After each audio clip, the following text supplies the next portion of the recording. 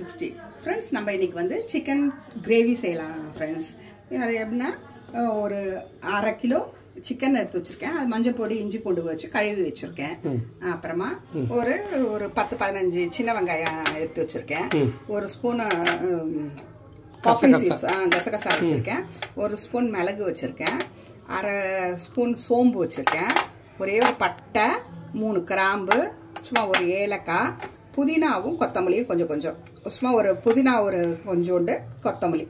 அப்புறம் தேங்காய் இதெல்லாம் வந்து நம்ம அரைச்சிக்க போறோம் இந்த இந்த இதெல்லாம் அரைச்சிக்க போறோம்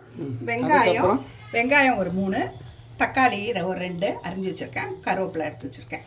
இப்போ இதெல்லாம் தேவையானது இதெல்லாம் போட்டு இப்ப அரைக்கணும் இப்போ இந்த ஐட்டம்ஸ் எல்லாம் அரைக்க போறேன் சரி இது போட்டேன்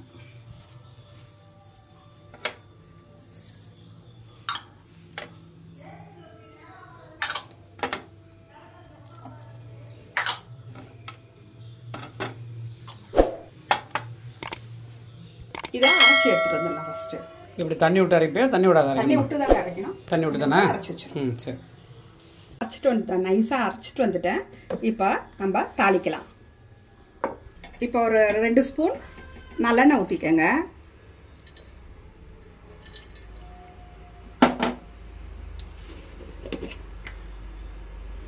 கொஞ்சோண்டு கீ போட்டுக்கங்க அந்த எண்ணெயும் நெய்யும் காஞ்ச உடனே சின்ன பட்டை ஒன்று ஒரு கிராம்பு கொஞ்சம் சீரகம் இது 3 போட்டு தாளிச்சிக்கலாம் அதெல்லாம் பொரிஞ்ச உடனே வெங்காயம் போட்டுக்கோங்க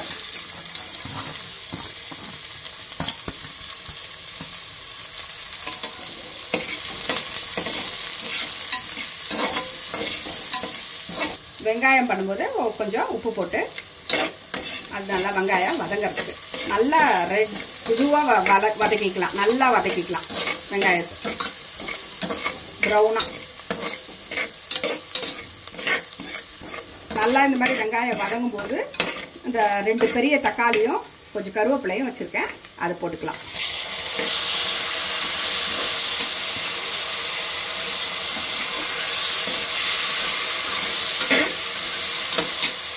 ஒரு ஸ்பூன் நல்லா ஒரு டேபிள் ஸ்பூன் ஒரு இஞ்சி பூண்டு விழுத போட்டுக்கோங்க போட்டு நல்லா வதக்குங்க இந்த மாதிரி வெங்காயம் தக்காளி நல்லா வதங்கினதுக்கு அப்புறமா ஒரு 1/2 ஸ்பூன் மஞ்சள் பொடி போட்டுக்கோங்க ரெட் சில்லி பவுடர் ஒரு ஸ்பூனு ஒரு டீஸ்பூன் தனியா பவுடர் ஒரு டீஸ்பூன்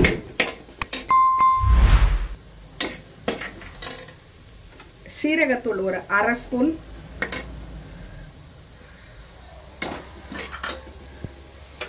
கரம் மசாலா ஒரு 1/4 ஸ்பூன்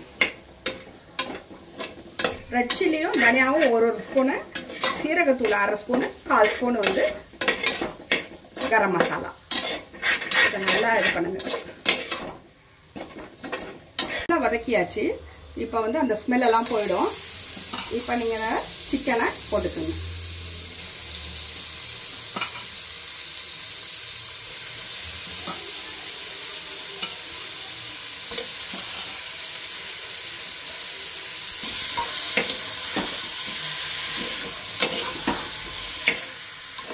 ஒரு 2 நிமிஷம் நல்லா வதக்கி விடலாம் இதுலயே 2 நிமிஷம் நல்லா வதக்கி விடலாம் இந்த மாதிரி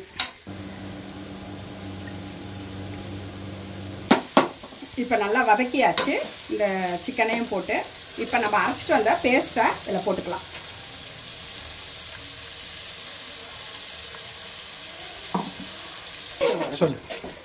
இந்த பேஸ்ட் போட்டோம் இல்லையா அது ஒரு நல்லா ஒரு 2 நிமிஷம் வதக்கிக்கோங்க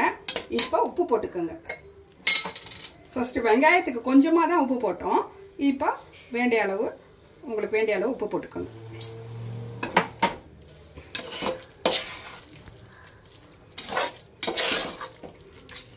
நல்லா வதக்கியாச்சு ஃப்ரெண்ட்ஸ் அப்போ அந்த மிக்ஸியில் இருக்கிறதெல்லாம் இந்த மாதிரி இப்படி பண்ணீங்கன்னா நல்லா மூடியில் இருக்கிறது ஷேக் பண்ணிட்டு அழகாக வந்துடும் கழுவின மாதிரி ஆயிடுது